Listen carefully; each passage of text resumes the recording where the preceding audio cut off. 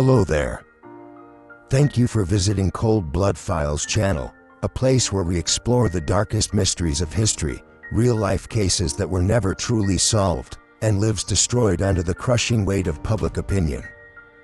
If you enjoy true stories filled with suspense, injustice, and psychological depth, be sure to subscribe, turn on the notification bell, and prepare yourself to dive into a world where truth is often stranger and more terrifying than fiction.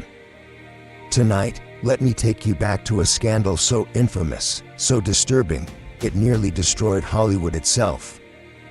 This is the story of the man who made America laugh, and then made it tremble. September 1921. Inside a luxurious suite at San Francisco's St. Francis Hotel, amidst laughter, jazz music, clinking glasses, and the elite of Hollywood, a piercing scream shattered the night. A young woman, Virginia Rappe, writhed in agony on the bed, her eyes wide with fear, her hands clawing at the sheets as if trying to escape a nightmare that had become real. Standing nearby was a massive man, Roscoe "Fatty" Arbuckle, Hollywood's highest-paid comedian. Hours ago, he was the life of the party. Now, he was the center of a chilling accusation, rape and murder. The press dubbed it the most grotesque crime in Hollywood history. The public demanded blood. Police stormed in and slapped on the handcuffs, cameras flashing in every direction. But behind the sensational headlines, the truth was much darker, much more twisted than anyone dared to imagine. Virginia Rappe died. But who really killed her? Did Roscoe Arbuckle commit a horrifying crime behind closed doors? Or was he the perfect target, a man too rich, too famous, too easy to tear down? And if you had witnessed what happened that night, what would you believe? In today's video, we unravel one of the most shocking scandals in early Hollywood history, where fame, lust, and tragedy collided to create a nightmare that would haunt the industry forever. So put on your headphones, because what you're about to hear is not just a crime story, it's a chilling reminder of how truth can be twisted, and justice, sometimes, bought and buried. Before the blood, before the scandal, before the nation turned its back on him, Roscoe Arbuckle was the king of comedy. Roscoe "Fatty" Arbuckle wasn't just another funny man with a round belly and a goofy smile. He was the face of early American cinema comedy. Born in 1887 in Kansas, Roscoe came from a childhood of silence and suffering. His voice, however, would one day shake theaters with laughter. He wasn't born into fame. In fact, he wasn't even born into comfort. His father believed Roscoe wasn't his biological child, solely because the boy was born overweight. That rejection set the tone for much of Roscoe's early years, unwanted, underestimated, and overweight in a world that worshipped the thin and the polished. But pain has a funny way of turning into performance. Roscoe found refuge in theater, in slapstick routines, in making people laugh when he, himself, was hurting. Isn't that the tragedy of many comedians? Behind the curtain of joy is a face aching in silence. By the 1910s, Arbuckle was everywhere. He had starred in dozens of short films, often performing dangerous stunts despite his massive frame. His agility shocked audiences. They expected clumsiness, but got grace. They expected shame, but got confidence. Then came Keystone Studios, and with it, the iconic pie-throwing comedies. Arbuckle wasn't just starring in films, he was directing them, writing them, crafting the very heartbeat of American humor. By 1918, he was among the highest-paid actors in the world, signing a staggering $3 million contract with Paramount Pictures, an unthinkable amount at the time. He owned mansions, threw extravagant parties, and rubbed shoulders with every name that mattered. But success has a strange smell in Hollywood. Sweet one moment, sour the next. And fame, as Roscoe would soon learn, isn't armor, it's a target. Behind the scenes, Roscoe was indulging in the lifestyle of the elite. Lavish parties with champagne fountains, velvet curtains, and private jazz orchestras weren't rare. The silent film era had no shortage of excess, and Arbuckle fit right in. Yet even at the height of his fame, Roscoe seemed strangely fragile. Friends described him as kind, even shy. Unlike many of his peers, he didn't drink much, and he detested conflict. He was, in many ways, a gentle giant. But perhaps that's what made what came next so shocking. You see, when a beloved figure, someone who makes your children laugh, someone who seems harmless, gets accused of something monstrous, it shakes the public. If even Roscoe could do that, who can we trust? The early 1920s were a time of cultural transformation. The roaring 20s were picking up steam. Jazz, alcohol, despite prohibition, feminism, and tabloid journalism were all colliding. And then came Labor Day weekend, 1921. Roscoe Arbuckle, after wrapping several successful film shoots, decided to treat himself and a few friends to a getaway in San Francisco. They booked rooms at the luxurious St. Francis Hotel. It was supposed to be a break, a celebration. No one could have imagined that within days, he'd be accused of rape and murder, and that the name, Fatty Arbuckle, would become synonymous with scandal, sin, and shame. Think about it. A man spends decades clawing his way out of poverty, using humor to survive pain, rising to the top of an industry built on image, only to be shattered by a single weekend. Was it fate? Was it hubris? Or was it something more sinister, a system that builds idols just to watch them fall? Roscoe had it all. Wealth, fame, love from the public. And in a matter of days, he would lose everything. It was supposed to be a night of celebration. A break from the cameras, the fame, the pressure. But what unfolded behind closed doors that Labor Day weekend would mark the beginning of Roscoe Arbuckle's slow and brutal descent, from Hollywood royalty to public enemy number one. The suite was lavish, rooms 1219, 1220, and 1221, all rented under Roscoe's name. The mood was electric, booze flowed freely, despite prohibition. There were gramophones playing the latest jazz, women in shimmering dresses, and rising stars brushing shoulders with industry elites. Roscoe had driven up from Los Angeles with two friends, Lowell Sherman, a fellow actor, and Fred Fishbach, a director. They were planning to unwind, to escape. But no one escapes the spotlight forever. Among the guests that day was Virginia Rapp, a 26-year-old aspiring actress and model. She was known in the circles of Hollywood, not for her films, which were few, but for her beauty, her charm, and unfortunately, her frailty. Virginia had suffered from bladder issues for years, a fact that would later become tragically relevant. That day, she arrived with Maud Delmont, a woman often described as loud, flashy, and always seeking the next opportunity. Delmont and Virginia weren't best friends. Some said they were barely friends at all. But Maud knew that being around a star like Roscoe could open doors, or crack them open just enough to peek in. At some point during the party, Roscoe disappeared into his private bedroom. Minutes later, Virginia followed. What happened next depends on who you ask.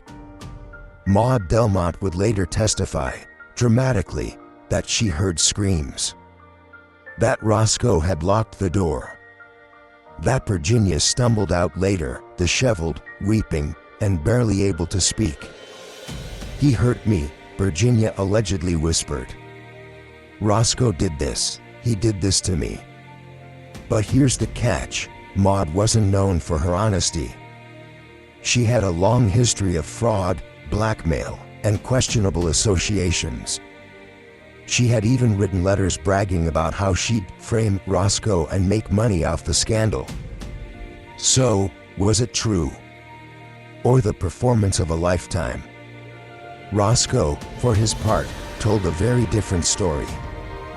He claimed that Virginia had come into his room uninvited, acting strangely, even violently. She was moaning, tearing at her clothes, and threw herself onto the bed, clutching her abdomen in clear pain. She was screaming like she was dying, he said later, trembling in court. I didn't touch her, I tried to help. But Roscoe's size, his reputation, and the media frenzy drowned out any reasonable defense. After all, he weighed over 260 pounds. She was small, fragile, sickly. It didn't take much for the press to paint a monster. Before any autopsy, before a trial, before a real investigation, the public had already made up its mind. Fatty Arbuckle kills girl at drunken orgy. Actress violated, dies in agony. The Hearst newspapers, in particular, fueled the hysteria. William Randolph Hearst would later brag, it sold more papers than the sinking of the Lusitania. Let that sink in. A young woman had died. A man's career was being torched in real time. But for the press, it was business. The sad truth is, no one actually saw what happened in that room. No cameras. No recordings. Only screams and whispers, later weaponized in court. Virginia Rapp died 4 days later, from peritonitis caused by a ruptured bladder. The medical community would eventually suggest that her condition was worsened by years of internal illness, not trauma from assault. But when you add alcohol, jealousy, and fame to a tragic death, facts become blurred. He killed her. Maude repeated to anyone who would listen. But she never took the stand, because her lies were so blatant, even prosecutors were afraid of her under oath. Imagine the scene. Virginia, writhing on the bed, groaning, half-dressed. Roscoe, panicked, sweating, unsure if she's sick, drunk, or worse. Somebody get a doctor. She's in pain, we need help. Maude, outside the room, eyes narrowing, already shaping a story. Already smelling blood and profit. You touched her, didn't you? You monster, she'd later say. You'll pay for what you did. Hollywood will bury you. Roscoe was arrested for manslaughter. Not just once, he'd stand trial 3 times. Each time, the prosecution's case would fall apart more and more, but the damage was done. His films were pulled from theaters. Studios canceled his contracts. Fans burned his posters in the streets. A man once adored by millions, now couldn't walk down the street without being called a murderer, a rapist, a beast. And remember, he hadn't even been convicted. This is where the real horror lies. Not in the blood. Not in the broken bladder. But in the power of perception. Roscoe Arbuckle was judged not by a court, but by a nation hungry for scandal. The courtroom was secondary. The real trial took place in newspapers, living rooms, and whispered gossip. Was he guilty? Innocent? It didn't matter. By the time truth caught up, his legacy was already dead. You might think the tragedy ended with the death of Virginia Rapp. But in truth, that was only the overture. What awaited Roscoe Arbuckle wasn't justice. It was a stage where truth would be distorted, and a man's soul crushed under public scorn. November 1921. Roscoe Arbuckle stood trial for manslaughter. The newspapers dubbed it the trial of the century. The courtroom overflowed, not with people seeking justice, but with those hungry for scandal. Roscoe sat there in the gray suit, hands slightly trembling. He was no longer the jolly, fatty, adored by the public. Now, he was just a man, surrounded by vultures. "I didn't kill anyone. I never touched her like they say." He spoke softly, his eyes fixed on the jury. But his voice sounded exhausted, like someone clinging to the last piece of his humanity. Maud, the woman who screamed. Roscoe did this to her. Never appeared in court. Why? Because the prosecutors knew if she testified, the entire case would collapse. She had a history of fraud, blackmail, and prior arrests. Yet the press painted her as some kind of righteous avenger. "He'll pay for what he did," Maud reportedly said. But she wasn't out for justice, she was selling a story. And she sold it, over and over again. The media screamed. She died from a brutal sexual assault. But the autopsy said otherwise. No signs of sexual trauma. No suspicious bruises. No direct evidence linking Roscoe to her death. Virginia had a ruptured bladder, worsened by a medical history of cystitis and alcohol during Prohibition. But facts don't sell newspapers. First trial, the jury couldn't reach a verdict. Some believed Roscoe was innocent, others were blinded by media bias. Hung jury. No resolution. Second trial, the pressure increased. Still no solid evidence. Another hung jury. "We don't convict based on rumors," one juror said. But outside the courtroom, Roscoe was being convicted daily. Third trial, Roscoe was acquitted. The jury even apologized to him. "We're sorry you had to go through this," one juror said, after almost a year in hell. But by then, it was too late. Even after being found innocent, Roscoe Arbuckle would never be truly free. Movie theaters banned his films. Studios canceled contracts. The name, Fatty Arbuckle, became a curse. Hollywood turned its back. So did friends. The applause was gone, replaced by silence, or stones. Roscoe's story wasn't just a personal tragedy, it was a mirror to the times. A man could be destroyed by rumor alone. The press could build or destroy a life with a single headline. And sometimes, justice comes too late. Virginia died from illness. But Roscoe died from society's rush to judge. One of Roscoe's closest friends later said, "He was never the same again." Even after they cleared his name, the light in his eyes was gone. If you thought Roscoe Arbuckle would return to a normal life after being acquitted, you were wrong. This wasn't a happy ending. It was just the close of a public tragedy, opening the door to a quiet, lifelong one. The day Roscoe was acquitted, he didn't smile. He simply bowed his head and left the courtroom in silence. Outside, there were no cheers, no flowers, no forgiveness. Only indifferent eyes of the public, who still believed he was a murderer who escaped justice. "I was acquitted, but the world still locked me in an invisible prison," Roscoe confided to a friend. Even with a not guilty verdict, Hollywood had turned its back on Roscoe.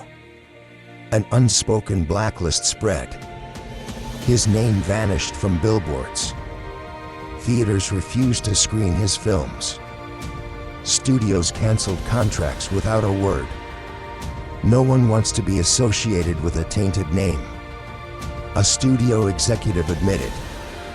In just a few months, the highest paid star in Hollywood became an unemployed man lost in the shadows. Unable to live under his former spotlight, Roscoe was forced to abandon his own name.